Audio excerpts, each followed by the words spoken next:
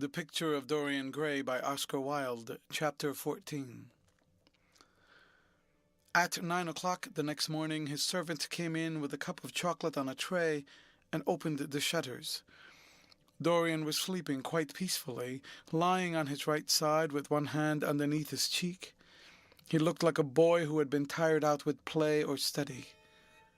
The man had to touch him twice on the shoulder before he woke, and as he opened his eyes, a faint smile passed across his lips, as though he had been lost in some delightful dream. Yet he had not dreamed at all. His night had been untroubled by any images of pleasure or of pain. But youth smiles without reason. It is one of his chiefest charms. He turned round and, leaning upon his elbow, began to sip his chocolate. The mellow November sun came streaming into the room. The sky was bright, and there was a genial warmth in the air. It was almost like a morning in May. Gradually, the events of the preceding night crept with silent, blood-stained feet into his brain, and reconstructed themselves there with terrible distinctness. He winced at the memory of all that he had suffered, and for a moment the same curious feeling of loathing for Basil Hallward that had made him kill him as he sat in the chair came back to him, and he grew cold with passion. The dead man was still sitting there too, and in the sunlight now. How horrible that was! Such hideous things were for the darkness, not for the day. He felt that if he brooded on what he had gone through, he would sicken or grow mad. There were sins whose fascination was more in the memory than in the doing of them. Strange triumphs that gratified the pride more than the passions, and gave to the intellect a quickened sense of joy, greater than any joy they brought or could ever bring to the senses. But this was not one of them. It was a thing to be driven out of the mind, to be drugged with poppies, to be strangled lest it might strangle one itself. When the half-hour struck, he passed his hand across his forehead, and then got up hastily and dressed himself with more than his usual care, giving a good deal of attention to the choice of his necktie and scarf pin, and changing his rings more than once. He spent a long time also over breakfast, tasting the various dishes, talking to his valet about some new liveries that he was thinking of getting made for the servants at Selby, and going through his correspondence. At some of the letters he smiled. 3 of them bored him. One he read several times over, and then tore up with a slight look of annoyance in his face. That awful thing, a woman's memory, as Lord Henry had once said. After he had drunk his cup of black coffee, he wiped his lips slowly with a napkin, motioned to his servant to wait, and going over to the table, sat down and wrote 2 letters. One he put in his pocket, the other he handed to the valet. "Take this round to 152 Hertford Street, Francis, and if Mr. Campbell is out of town, get his address." As soon as he was alone, he lit a cigarette and began sketching upon a piece of paper, drawing first flowers and bits of architecture, and then human faces. Suddenly he remarked that every face that he drew seemed to have a fantastic likeness to Basil Hallward. He frowned, and getting up went over to the bookcase and took out a volume at hazard. He was determined that he would not think about what had happened until it became absolutely necessary that he should do so. When he had stretched himself on the sofa, he looked at the title page of the book. It was Gautier's Amour et Camille Charpentier's Japanese edition, with the Jacques Marthe etching. The binding was of citron green leather with a design of gilt trellis work and dotted pomegranates. It had been given to him by Adrian Singleton. As he turned over the pages, his eye fell on the poem about the hand of Lesnier, the cold yellow hand, du supplice encore mal lavé, with its downy red hairs and its Deutsch de fond. He glanced at his own white taper fingers, shuddering slightly in spite of himself, and passed on, till he came to those lovely stanzas upon Venice. Sur une gamme chromatique, le sein de Perrier Rosolant la Venus de Adriatique, sort de l'eau son corps rose et blanc, les dômes sous l'azur des ondes, suivant la phase à pour contour, se flanquent comme de gorges rondes que soulèvent un soupir d'amour.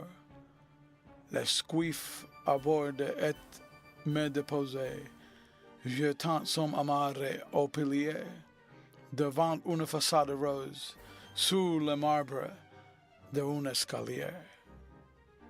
How exquisite they were! As one read them, one seemed to be floating down the green waterways of the pink and pearl city, seated in a black gondola with silver prow and trailing curtains. The mere lines looked to him like those straight lines of turquoise blue that follow one as one pushes out to the Lido. The sudden flashes of color reminded him of the gleam of the opal and Irish-throated birds that flutter around the tall honeycombed campanile, or stalk with such stately grace through the dim, dust-stained arcades. Leaning back with half-closed eyes, he kept saying over and over to himself, "Devant une façade rose, sous le marbre d'un escalier." The whole of Venice was in those two lines.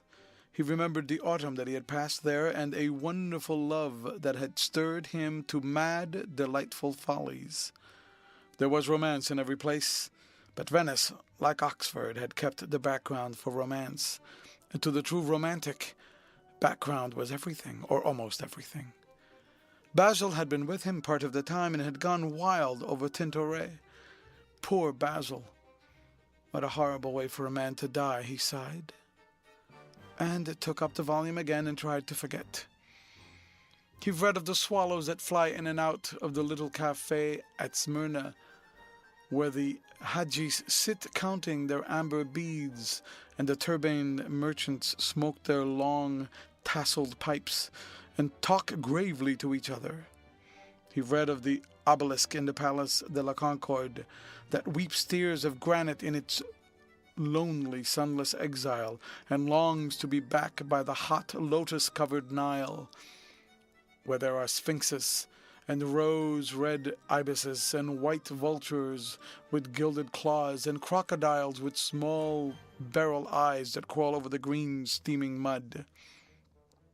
He began to brood over those verses which, drawing music from kiss-stained marble, tell of that curious statue the Gautier compares to a contralto voice, the monstre charmant that couches in the porphyry room of the Louvre. But after a time the book fell from his hand. He grew nervous, and a horrible fit of terror came over him. What if Alan Campbell should be out of England? Days would elapse before he would come back. Perhaps he might refuse to come. What could he do then? Every moment was of vital importance. They had been great friends once, 5 years before, almost inseparable indeed. Then the intimacy had come suddenly to an end. When they met in society now, it was only Dorian Gray who smiled. Alan Campbell never did. He was an extremely clever young man, though he had no real appreciation of the visible arts, and whatever little sense of the beauty of poetry he possessed, he had gained entirely from Dorian. His dominant intellectual passion was for science.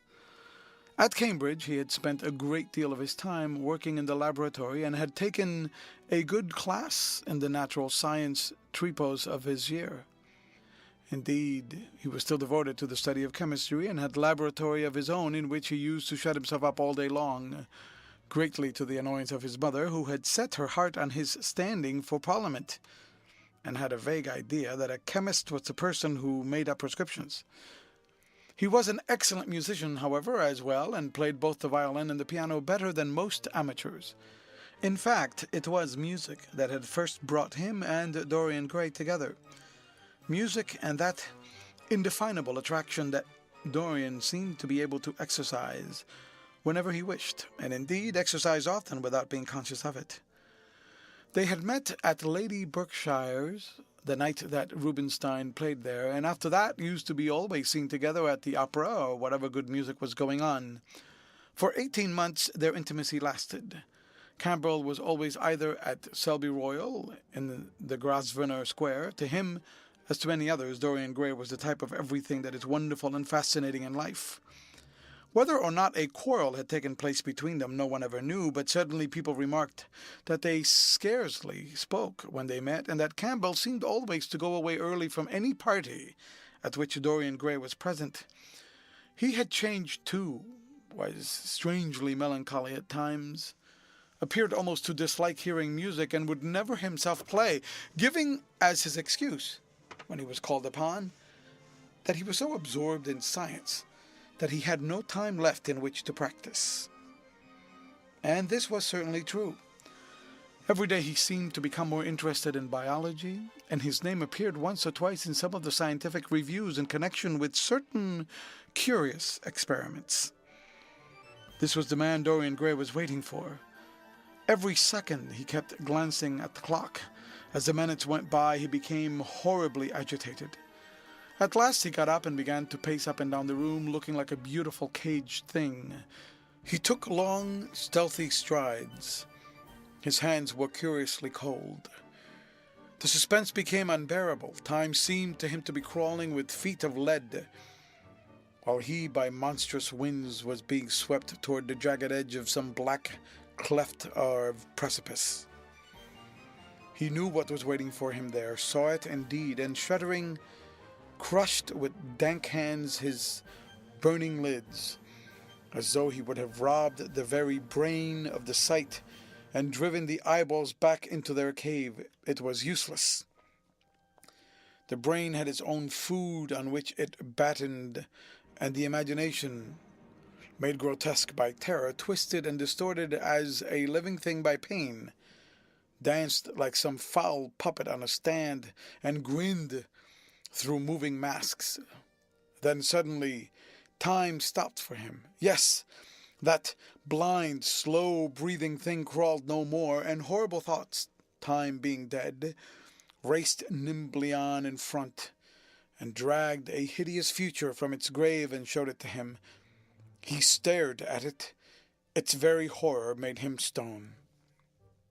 At last the door opened and his servant entered. He turned, glazed eyes upon him. "Mr. Campbell, sir," said the man. A sigh of relief broke from his parched lips, and the color came back to his cheeks. "Ask him to come in at once, Francis." He felt that he was himself again. His mood of cowardice had passed away. The man bowed and retired. In a few moments Alan Campbell walked in, looking very stern and rather pale, his pallor being intensified by his cool, coal-black hair and dark eyebrows. "Alan, this is kind of you. I thank you for coming." "I had intended never to enter your house again, Gray, but you said it was a matter of life and death." His voice was hard and cold. He spoke with slow deliberation. There was a look of contempt in the steady, searching gaze that he turned to Dorian. He kept his hands in the pockets of his astrakhan coat, and seemed not to have noticed the gesture with which he had been greeted. "Yes, it is a matter of life and death, Alan, and to more than one person. Sit down." Campbell took a chair by the table, and Dorian sat opposite to him. The two men's eyes met. In Dorian's there was infinite pity. He knew that what he was going to do was dreadful. After a strained moment of silence, he leaned across and said very quietly, but watching the effect of each word upon the face of him he had sent for, "Alan, in a locked room at the top of this house, a room to which nobody but myself has access, a dead man is seated at a table. He has been dead for 10 hours now. Don't stir and don't look at me like that. Who the man is, why he died, how he died, are matters that do not concern you. What you have to do is this. Stop, Gray. I don't want to know anything further. Whether what you have told me is true or not doesn't concern me. I entirely decline to be mixed up in your life. Keep your horrible secrets to yourself. They don't interest me anymore." "Alan, they will have interest to you. This one will have interest to you. I am awfully sorry for you, Alan, but I can't help myself. You are the one man who is able to save me. I am forced to bring you into the matter. I have no option, Alan. You are scientific. You know about chemistry and things of that kind. You have made experiments. What you've got to do is to destroy the thing that is upstairs, to destroy it so that not a vestige of it will be left. Nobody saw this person come into my house. Indeed, at the present moment, he's supposed to be in Paris. He will not be missed for months. When he is missed, there must be no trace of him found here. You, Alan, must change him, and everything that belongs to him, into a handful of ashes that I may scatter in the air. You are mad, Dorian. I was waiting for you to call me Dorian. You are mad, I tell you, mad to imagine that I would raise a finger to help you, mad to make this monstrous confession. I will have nothing to do with this matter, whatever it is. Do you think I am going to peril my reputation for you? What is it to me what devil's work you are up to? It was suicide, Alan. I'm glad of that, but who drove him to it? You, I should fancy? Do you still refuse to do this for me? Of course I refuse. I will have absolutely nothing to do with it. I don't care what shame comes to you. You deserve it all. I should not be sorry to see you disgraced. Publicly disgraced. How dare you ask me of all men in the world to mix myself up in this horror? I should have thought you knew more about people's characters. Your friend Lord Henry Rotten can have taught you much about psychology, whatever else he has taught you. Nothing will induce me to stir a step to help you. You have come to the wrong man. Go to some of your friends. Don't come to me. Alan, it was murder. I killed him. You don't know what he made me suffer. Whatever my life is, he had more to do with the making or marring of it than poor Harry has had. He may not have intended it. The result was the same. Murder? Good God, Dorian, is that what you have come to? I shall not inform upon you. It is not my business. Besides, without my stirring in the matter, you are certain to be arrested. Nobody ever commits a crime without doing something stupid. But I will have nothing to do with it. You must have something to do with it. Wait a moment. Listen to me. Only listen, Alan. All I ask of you is to perform a certain scientific experiment. You go to hospitals and dead houses, and the horrors that you do there don't affect you. If in some hideous dissecting room or fetid laboratory you found this man lying on a laden table with red gutters scooped out in it for the blood to flow through, you would simply look upon him as an admirable subject. You would not turn a hair. You would not believe that you were doing anything wrong. On the contrary, you would probably feel that you were benefiting the human race, or increasing the sum of knowledge in the world, or gratifying intellectual curiosity, or something of that kind. What I want you to do is merely what you have often done before. Indeed, to destroy a body must be far less horrible than what you're accustomed to work at. And remember, it is the only piece of evidence against me. If it is discovered, I am lost. And it is sure to be discovered unless you help me. I have no desire to help you. You forget that. I am simply indifferent to the whole thing. It's got nothing to do with me. Alan, I entreat you. Think of the position I am in. Just before you came, I almost fainted with terror. You may know terror yourself someday. No, don't think of that. Look at the matter purely from the scientific point of view. You don't inquire where the dead things on which you experiment come from. Don't inquire now. I have told you much as it is. But I beg of you to do this. We were friends once, Alan. Don't speak about those days, Dorian. They are dead. The dead linger sometimes. The man upstairs will not go away. He is sitting at the table with bowed head and outstretched arms. Alan, if you don't come to my assistance, I am ruined.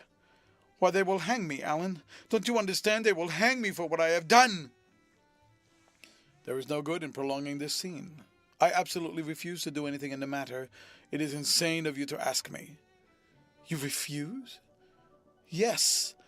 I entreat you, Alan. It is useless. The same look of pity came into Dorian Gray's eyes. Then he stretched out his hand, took a piece of paper, and wrote something on it. He read it over twice, folded it carefully, and pushed it across the table. Having done this, he got up and went over to the window. Campbell looked at him in surprise, and then took up the paper and opened it. As he read it, his face became ghastly pale, and he fell back in his chair. A horrible sense of sickness came over him. He felt as if his heart was beating itself to death in some empty hollow. After 2 or 3 minutes of silence, of terrible silence, Dorian turned round and came and stood behind him, putting his hand upon his shoulder. "I am so sorry for you, Alan," he murmured, "but you leave me no alternative. I have a letter written already. Here it is. You see the address. If you don't help me, I must send it.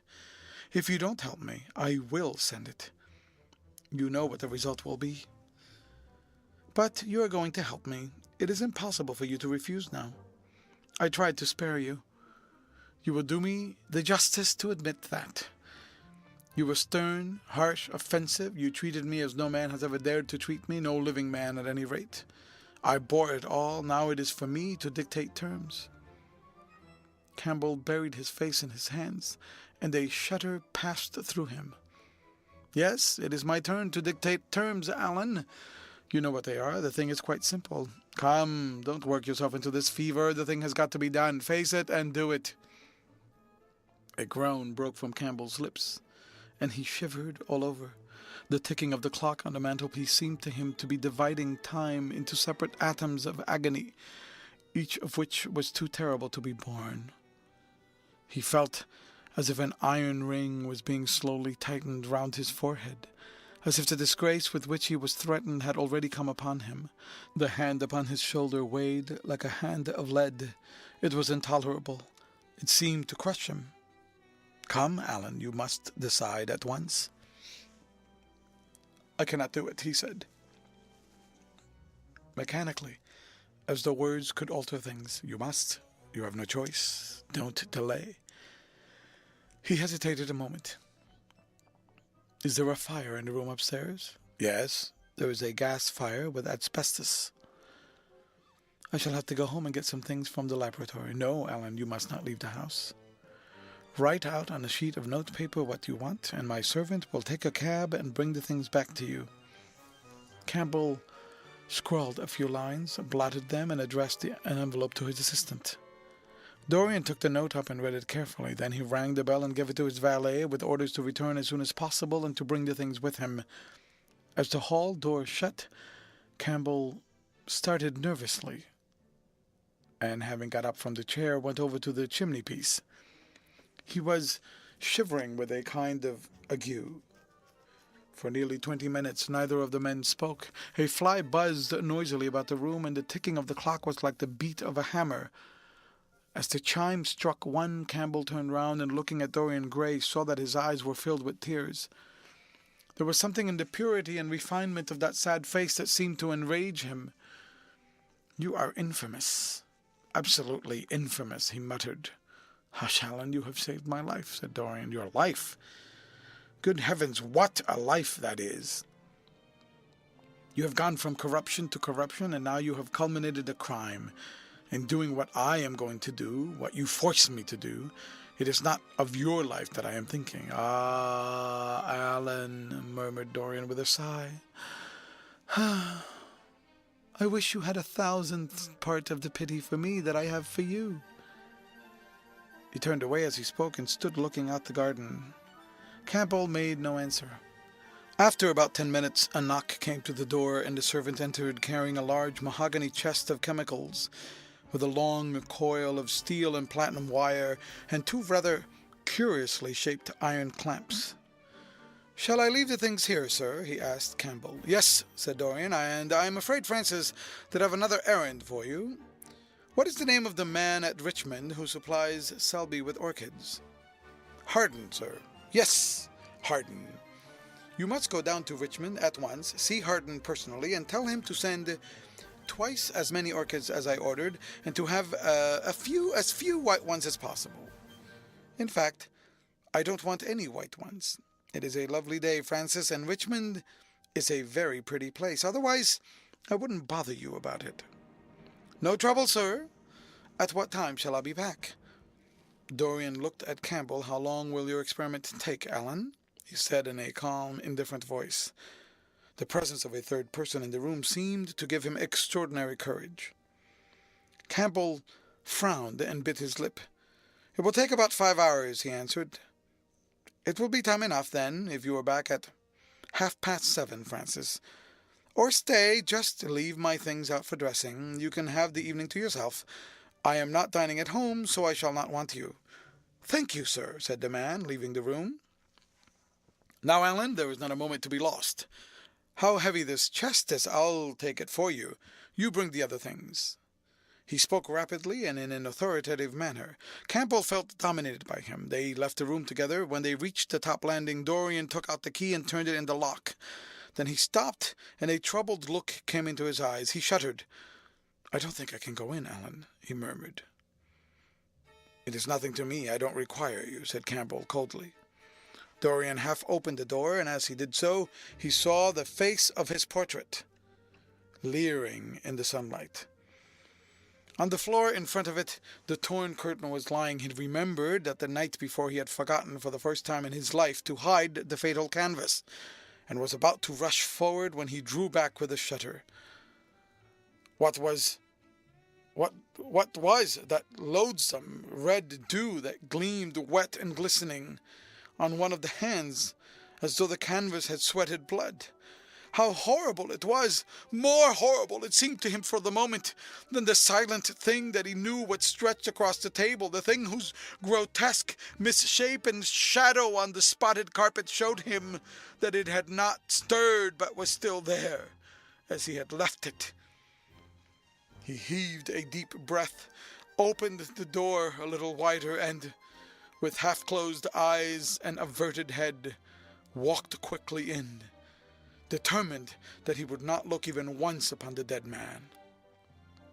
Then, stooping down and taking up the gold and purple hanging, he flung it right over the picture. There he stopped, feeling afraid to turn around, and his eyes fixed themselves on the intricacies of the pattern before him. He heard Campbell bringing in the heavy chest and the irons and the other things that he had required for his dreadful work. He began to wonder if he and Basil Hallward had ever met, and if so, what they had thought of each other. "Leave me now," said the stern voice behind him. He turned and hurried out, just conscious that the dead man had been thrust back into the chair, and that Campbell was gazing into a glistening yellow face. As he was going downstairs, he heard the key being turned in the lock. It was long after 7 when Campbell came back into the library. He was pale but absolutely calm. "I have done what you have asked me to do," he said, "and now goodbye. Let us never see each other again." "You have saved me from ruin, Alan. I cannot forget that," said Dorian simply.